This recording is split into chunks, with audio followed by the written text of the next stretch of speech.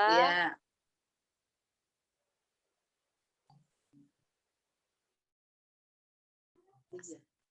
Assalamualaikum warahmatullahi wabarakatuh. Selamat pagi semua Bapak Ibu. Di sini saya akan diberi kesempatan untuk memaparkan materi. Sebelum saya menyampaikan paparan tersebut, sebaiknya marilah kita berdoa supaya penyampaian saya nanti dapat berkah. Siapa ya Bu kira-kira yang pimpin doanya tadi? Saya ya Ibu. Terima Oke, kasih. Bapak Ibu semua. Untuk mendapatkan keberkahan, supaya kita juga bisa cepat mampu memahami materi pelatihan kita hari ini, marilah kita berdoa bersama-sama. Doa dimulai.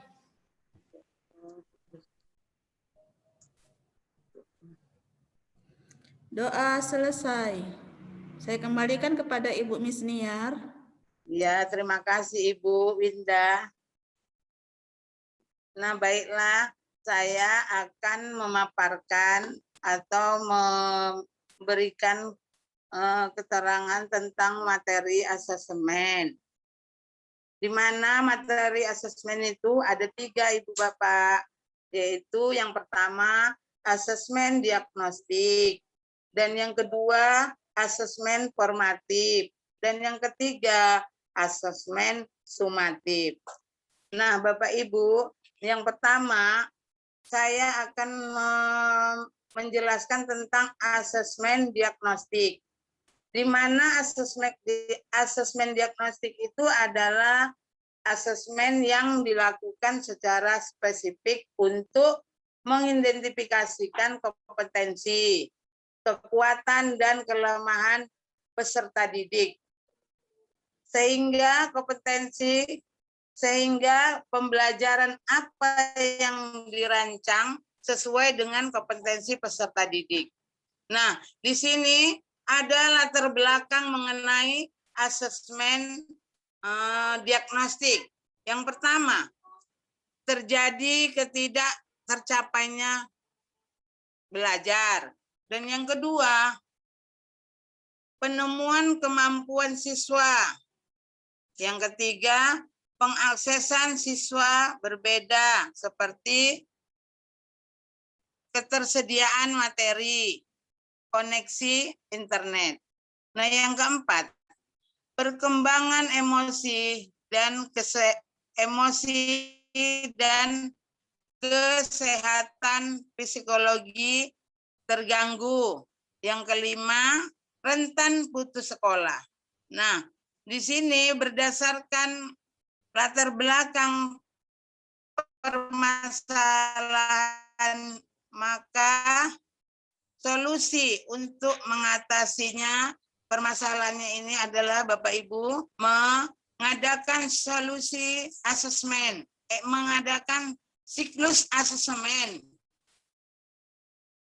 di awal pembelajaran secara berkala. Nah, yang pertama Bapak Ibu, asesmen non-kognitif.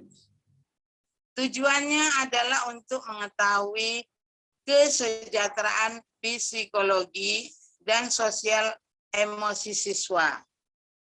Aktivitas siswa selama belajar di rumah dan kondisi keluarga siswa. Nah, yang kedua, asesmen kognitif. Tujuannya adalah untuk mengidentifikasi pencapaian kompetensi siswa, menyesuaikan di kelas dengan kompetensi rata-rata siswa, memberikan kelas remedial atau pembelajaran tambahan pada siswa yang nilainya di bawah rata-rata. Nah, tujuannya Bapak Ibu, dilakukan asesmen diagnosis adalah untuk memetakan kemampuan semua siswa di kelas secara cepat, mengetahui siswa yang sudah paham, agak paham, dan siapa saja yang belum paham. Yang sudah dengan demikian, guru dapat menyesuaikan materi pembelajaran dengan kemampuan siswa. Nah, Bapak Ibu yang saya hormati, langkah-langkah yang dilakukan oleh sekolah, pertama-tama kepala sekolah bertanggung jawab untuk memastikan asesmen dilakukan di semua kelas di minggu pertama dan berkala pada awal pembelajaran. Guru perlu mempersiapkan pelaksanaan asesmen dengan kegiatan, persiapan, pelaksanaan, dan tindak lanjut. Nah, ibu-ibu, sebelum kita melanjutkan langkah yang kedua, saya minta ya, kira-kira bisa biar untuk supaya semangat, Bu. Ice breaking-nya, Bu, siapa ya? Saya, Bu. Hampir lupa saya. Bu. Iya, kita mulai ice breaking-nya ya, Bu. Jadi nanti kalau saya bilang tepuk tunggal, namanya tunggal kan berarti satu. Jadi kalau tepuk tunggal berarti sekali aja.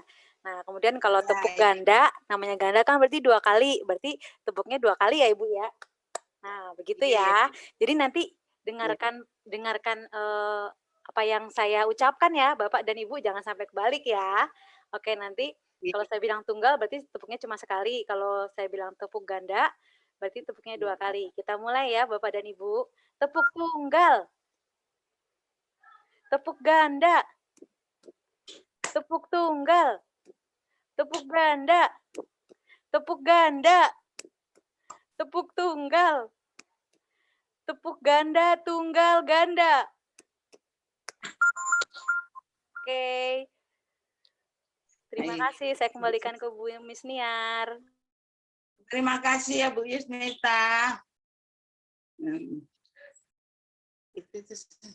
Nah, di sini saya akan melanjutkan mengenai yang kedua, yaitu asesmen formatif.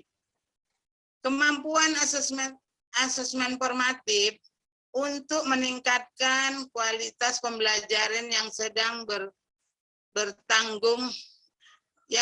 berlangsung dan mendefinisikan asesmen ini.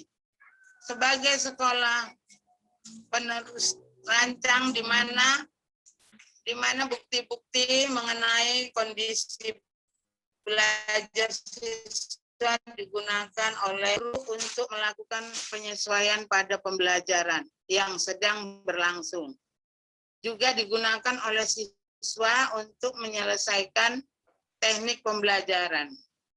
Di sini Bapak Ibu, dalam pembelajaran sehari-hari, kita mungkin mengenal asesmen formatif dalam bentuk ulangan harian, kuis, atau bahkan tugas-tugas yang diberikan oleh guru.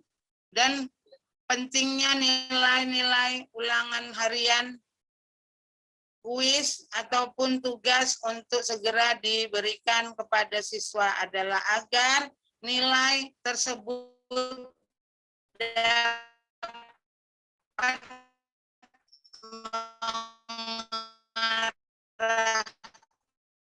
mengarahkan siswa pemberian sini Bapak Ibu. Di sini ada fungsi. Fungsi asesmen itu formatif tidak akan terwujud jika guru tidak menyelesaikan penilaian terhadap berbagai bentuk dan asesmen yang diberikan dengan tepat waktu. Belajar membantu siswa memperbaiki cara belajar dengan menentukan kembali strategi belajar yang sesuai dengan kebutuhannya. Nah, yang ketiga, Bapak Ibu, asesmen sumatif dilakukan di akhir program pembelajaran penentuan kualitas belajar siswa secara keseluruhan. Apakah tujuan pembelajaran telah tercapai dan kelayakan mereka untuk maju ke kelas selanjutnya dilakukan dengan memperhatikan beberapa aspek, terutama nilai ujian di akhir melalui asesmen sumatif. Ini kita dapat mengetahui bagaimana gambaran kualitas pembelajaran secara utuh. Asesmen sumatif bertujuan menentukan tingkat pencapaian hasil belajar siswa yang dilakukan di akhir materi pembelajaran. Nah, demikianlah Ibu-ibu, Bapak, materi asesmen yang saya paparkan kepada Bapak Ibu setelah sekolah penggerak ini. Nah, apabila Ibu, salah satu Ibu Bapak ada pertanyaan, dipersilakan. Ibu, saya mau bertanya. Saya Bu bertanya. Ya, apa itu ya? Saya Bu bertanya. Ya. Silakan Ibu. Pertanyaan saya Bu. Ya. Materi yang Ibu paparkan tadi, pertanyaan saya, apa saja konsep asesmen sumatif? Jadi lanjut. Itu Bu pertanyaan saya, apa saja konsep asesmen sumatif? Apa saja konsep Asesmen, ya konsep asesmen sumatif. Suami ibu tanya yang dipilih ibu mana? Madu atau racun itu? pertanyaan itu ya? Konsep asesmen sumatif diantaranya yaitu yang pertama-tama metode yang dilakukan di akhir pembelajaran. Nah, yang berikutnya asesmen sumatif seringkali memiliki taruhan tinggi kemana berpengaruh terhadap nilai akhir murid, sehingga sering diprioritaskan murid daripada asesmen formatif. Nah, yang berikutnya umpan balik dari asesmen hasil akhir sumatif. Kira-kira jelas Bapak Ibu? Ibu Linda, kira-kira bagaimana Bu? Kurang jelas? Bagaimana? Iya Bu, sudah jelas Bu. Anak itu sendiri dan Lagi berikan yang oleh karena itu kita dulu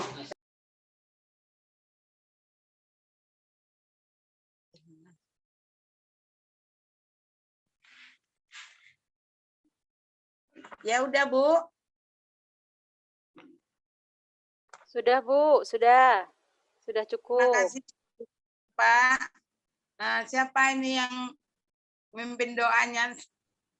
Siapa yang mimpin doanya ya?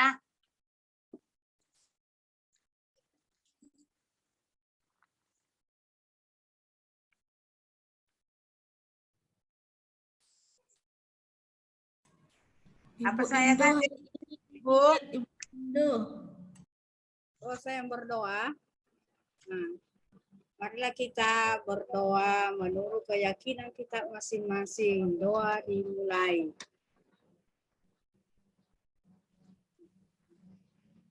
Amin. Selesai. Semoga doa kita ini ada berkahnya, ada manfaatnya kita semua. Amin. Terima kasih ya Ibu-ibu. Ibu-ibu, Bapak, Ibu.